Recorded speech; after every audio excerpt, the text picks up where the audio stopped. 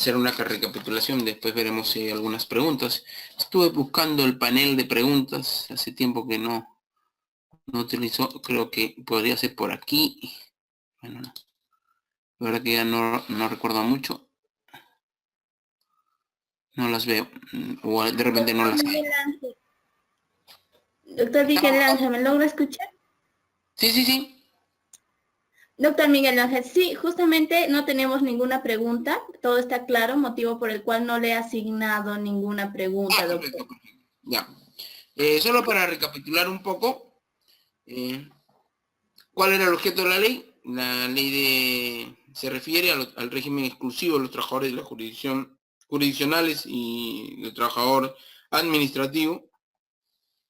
Se habla de la eficacia y la eficiencia, pero respetando los derechos laborales de los trabajadores judiciales, la igualdad de oportunidades, igualdad de trato, sin ningún tema de discriminaciones por razones de origen, raza, sexo, idioma, religión, opinión, condición económica o de cualquier otra índole. Se habla también sobre el principio de mérito como mecanismo de ingreso y progreso dentro de la carrera judicial.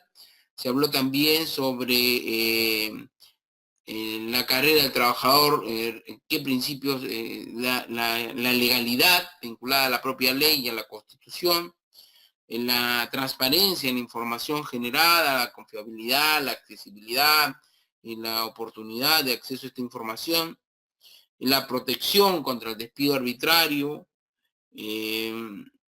luego la dedicación exclusiva del trabajador, finalmente el debido procedimiento sancionador, el tema vinculado con respeto de los principios constitucionales de tipicidad, legalidad, proporcionalidad y razonabilidad, el principio de responsabilidad, que no solamente está referida a temas de administrativos, civiles y penales, finalmente al tema del principio del derecho laboral, sea en las relaciones individuales o colectivas, en la irrenunciabilidad de los derechos, en la interpretación más favorable del trabajador en caso de duda, el principio de capacitación permanente, el tema de la ética, la probidad y la honestidad, y finalmente el principio de ingreso y progresión dentro de la carrera judicial. Esos son, en síntesis, lo que hemos visto en esta primera hora sobre el carácter, el principio de ingreso y progresión en la carrera judicial. Veamos ahora, como segundo gran tema, las disposiciones generales, ¿no? En el reglamento, fíjense ustedes, estoy tentado a decirlo que dentro de esa comisión estaba el maestro juez supremo provisional actualmente, Omar Toledo Toribio, quien en más de una oportunidad ha participado en eventos llevados a cabo por Gaceta Laboral. Estoy seguro que él algo ha tenido que ver en este tema. Se incorpora dentro de los principios rectores, si bien es cierto, los reflejan a todos los que hemos señalado, se incorpora en el reglamento el principio de primacía de la realidad, ¿no? Por este principio se decanta del principio protector del derecho de trabajo previsto por nuestra Constitución en el artículo 23, y en ese sentido se establece que en caso de discordancia entre lo que ocurre en la realidad, en la práctica, y lo que ocurre surge de los documentos, debe otorgarse preferencia a lo primero, es decir, a lo que sucede y se aprecia en el terreno de los hechos. Luego, dentro de las disposiciones generales de la ley, se va a referir al ámbito de aplicación, y el ámbito de aplicación, como ya lo habíamos adelantado también, en forma concordada, la ley y el reglamento señalan, en su artículo segundo, el reglamento, se señala que esta comprende a los trabajadores jurisdiccionales y administrativos, quienes con carácter permanente prestan servicios al Poder Judicial, a quienes, como hemos señalado, en adelante se lo denominará el trabajador judicial. Resulta importante que aquí se hace énfasis en el carácter de trabajador permanente, tanto de los trabajadores administrativos y jurisdiccionales.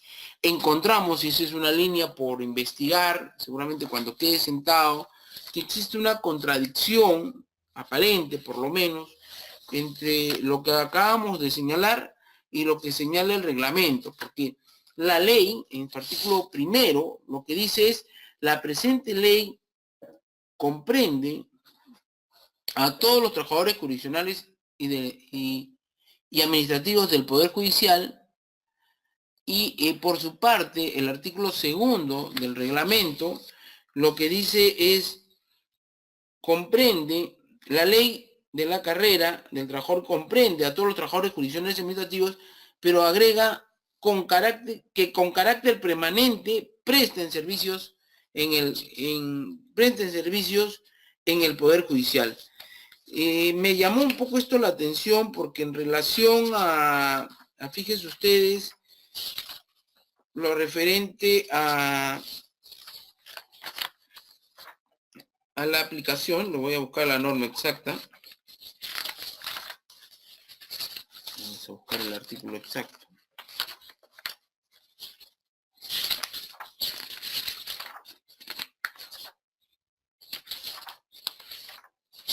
Creo que está entre una de sus disposiciones finales.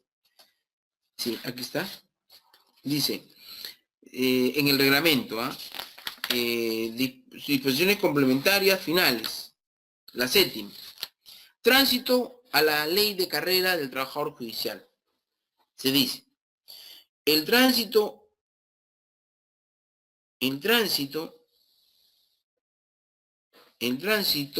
del personal actual a la ley de la carrera del trabajador judicial se efectuará de manera automática, comprendiendo la ubicación de los trabajadores en el cargo a nivel respectivo sin afectar los ingresos remunerativos que los mismos ostentan actualmente.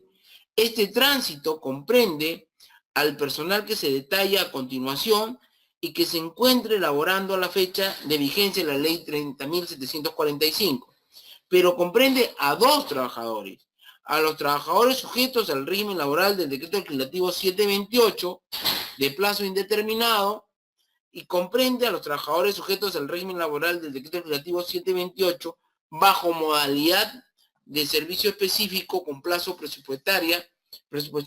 presupuestada en órgano permanente, pero que no menos de 3 años de servicios. Sin embargo, en el último párrafo, lo que se señala es que en todos los casos, la plaza que se asigna debe formar parte de la carrera del trabajador judicial, comprendida dentro del cuadro de asignación de personal y presupuesto analítico del personal vigente.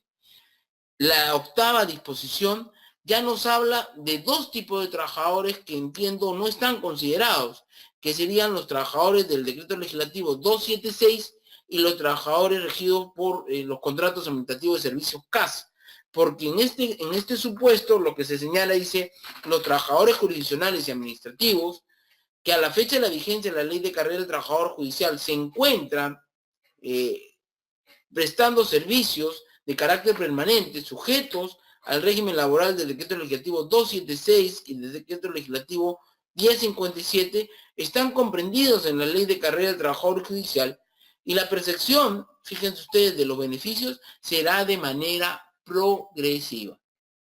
Es decir, se hace énfasis al tema del carácter de permanente. Sin embargo, para percibir los beneficios en el caso de un trabajador del decreto legislativo 276 y el de uno del decreto legislativo 1057, el tránsito será progresivo, es decir, no es automático como sucede con los demás trabajadores.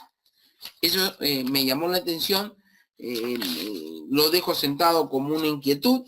Sin embargo, hemos preferido solamente, en la medida que aún la ley no se asienta, no hemos visto aún temas en la práctica de la aplicación, porque esta norma es totalmente nueva, ¿no? Luego tenemos los objetivos de la carrera del trabajador judicial.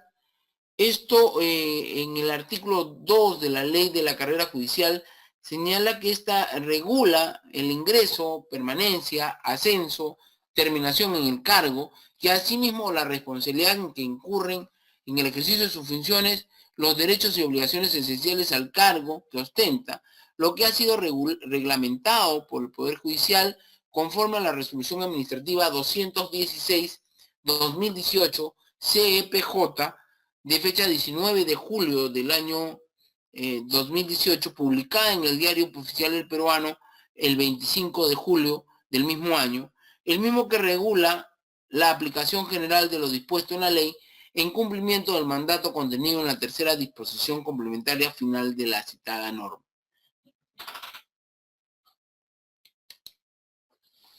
Niveles de función. La ley en su artículo tercero nos dice que, y concordante con el artículo 7 del reglamento, se indica que los trabajadores judiciales cumplen funciones jurisdiccionales y o administrativas comprendidas en 7 escalas y niveles ocupacionales de acuerdo a la labor que se realiza en el Poder Judicial. Las mismas que serán establecidas por el Consejo Ejecutivo Nacional del Poder Judicial conforme a los requisitos establecidos en el respectivo instrumento de gestión, siendo esas escalas o niveles los siguientes. Y eso sí se establece expresamente en el artículo 3 de la ley.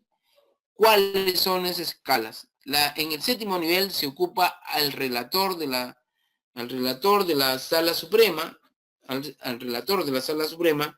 secretario de la Sala Suprema, al secretario coordinador, al director del centro de investigaciones, al procurador adjunto, al asesor 1, al coordinador 1, al administrador del CGOPA, al administrador de la nueva ley, del nuevo Código Procesal Penal.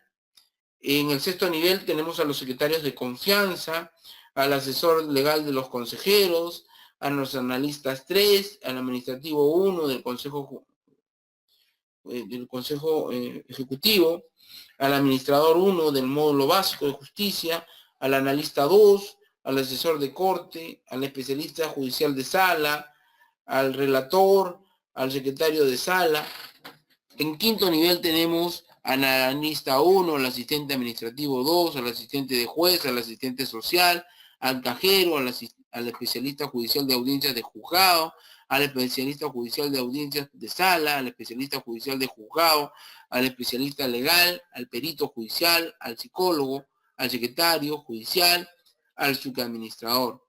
En el 4º nivel tenemos al asistente administrativo 1, al asistente de informática, al asistente judicial, al asistente jurisdiccional de CGE, al asistente jurisdiccional de juzgado, al asistente jurisdiccional de sala, a la secretaria de consejeros, a la secretaria 3, al chofer, al técnico judicial.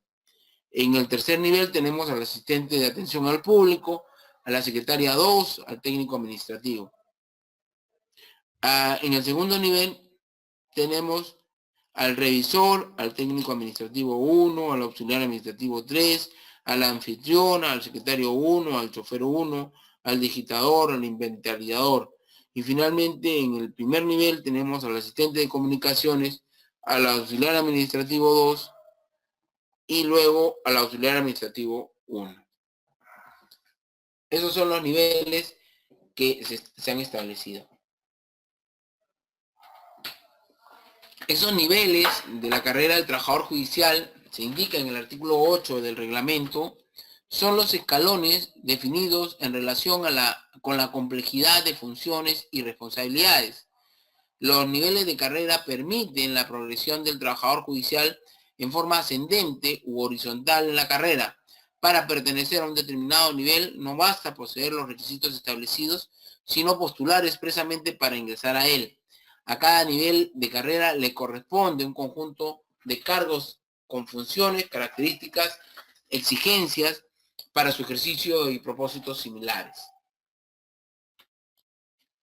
La clasificación de los trabajadores judiciales, conforme al artículo 3 del reglamento, señala que los trabajadores judiciales se clasifican en los siguientes grupos. En el primero están los funcionarios, en el segundo el directivo, en el tercero el trabajador judicial de carrera, de acuerdo a los 7 niveles de carrera señalados en el artículo 3 de la ley. En cualquiera de estos grupos pueden existir trabajadores de confianza.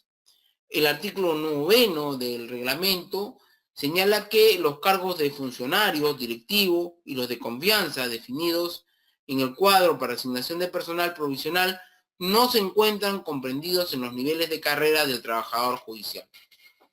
Es decir, los trabajadores de funcionarios, directivos y los de confianza no están comprendidos dentro de la carrera del trabajador judicial, en la medida de que para ello se requiere un carácter de permanente, situación que no encontramos dentro de los trabajadores de confianza.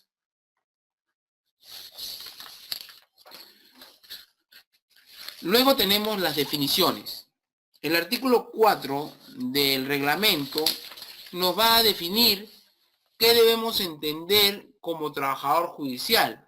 Nos dice el artículo 4 que por trabajador judicial debemos entender, como ya lo habíamos adelantado, no solamente al trabajador jurisdiccional y administrativo, no solamente al trabajador jurisdiccional, sino también al administrativo que labora dentro del Poder Judicial.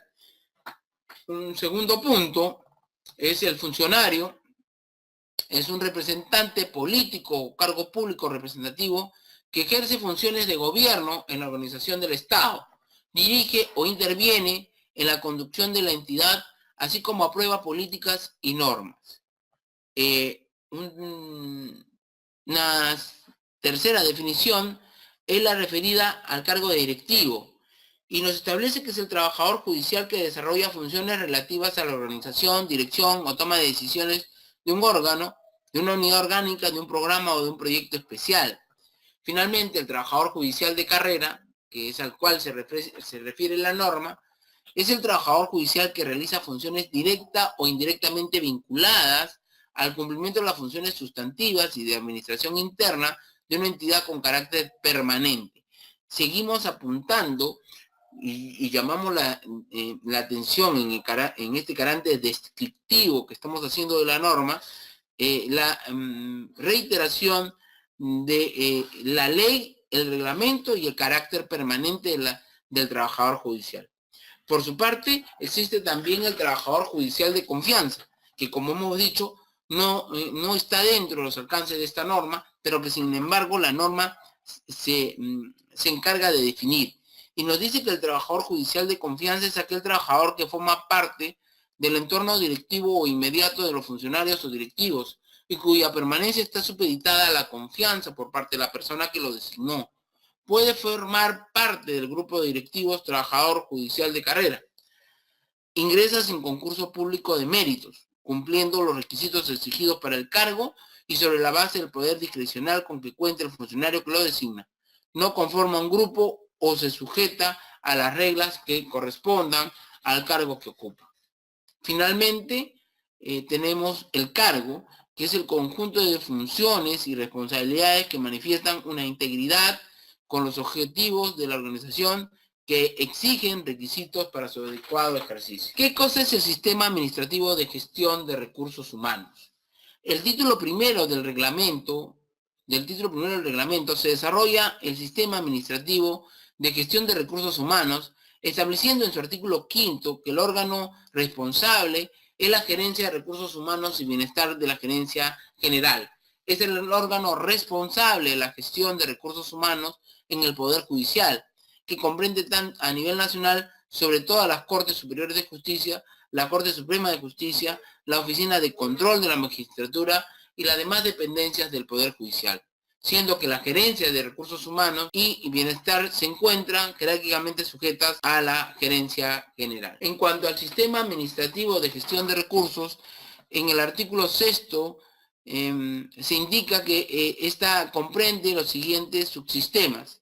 El primero, el de planificación y políticas de recursos humanos.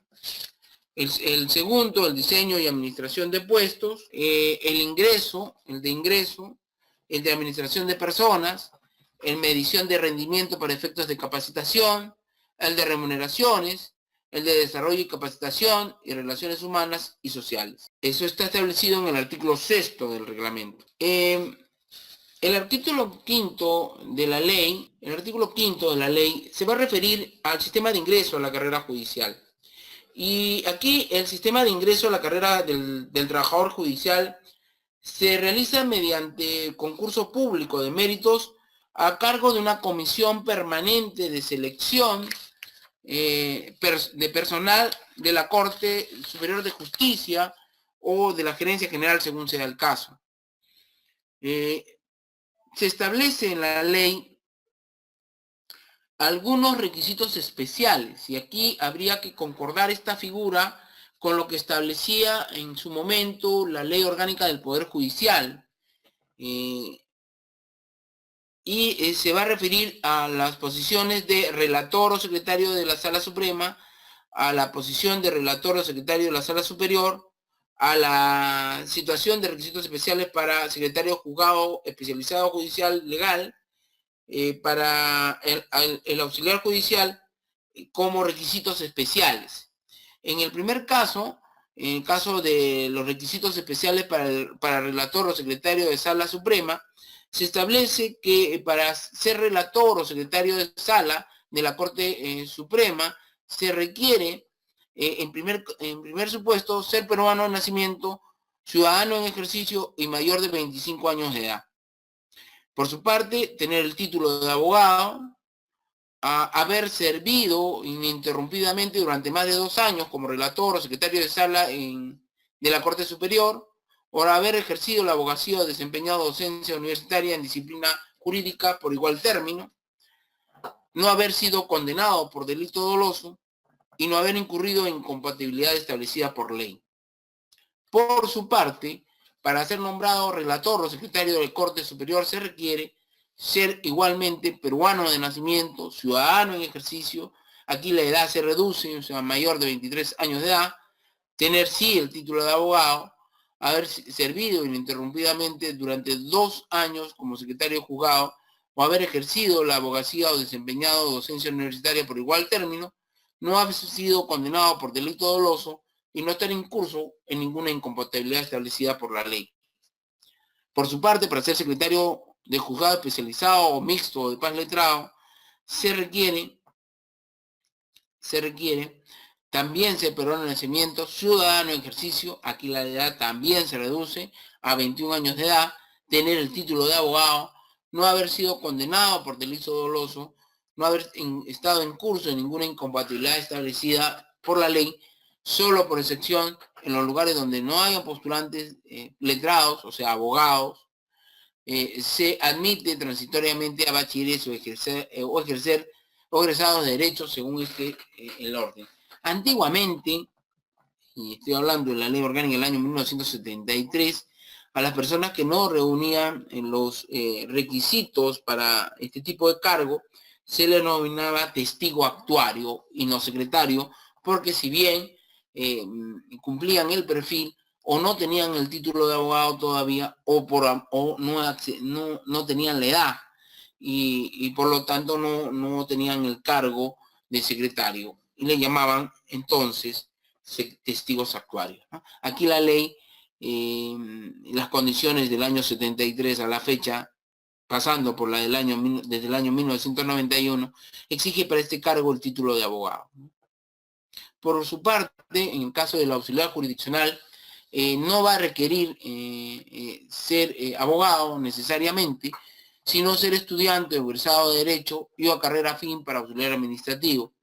Lo que sí va a exigir ser peruano y ciudadano en ejercicio, haber sido examinado y aprobado por el jurado designado por el Consejo Ejecutivo Distrital, salvo que el postulante sea bachiller o egresado de Derecho, casos en que no se le exigirá exigible esa prueba. No haber sido condenado por delito doloso, no haber estar en curso en ninguna incompatibilidad establecida por la ley.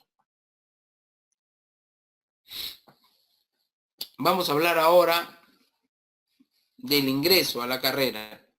El ingreso a la carrera, conforme al artículo 10, establece algunas fases, ¿no? La primera, digamos, es la convocatoria al concurso, la selección de los postulantes, la declaración de candidatos aptos, la evaluación de los postulantes, el nombramiento en el cargo.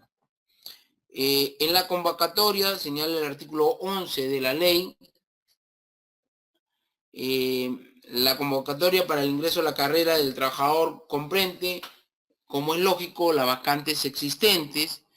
La convocatoria debe indicar el nivel, la especialidad, los plazos de las fases del proceso de selección, la nota mínima aprobatoria y la valoración que se da a los distintos componentes de la evaluación y especificando la modalidad de abierto o cerrado. El reglamento hace en mayor detalle acerca del concurso abierto y el concurso cerrado.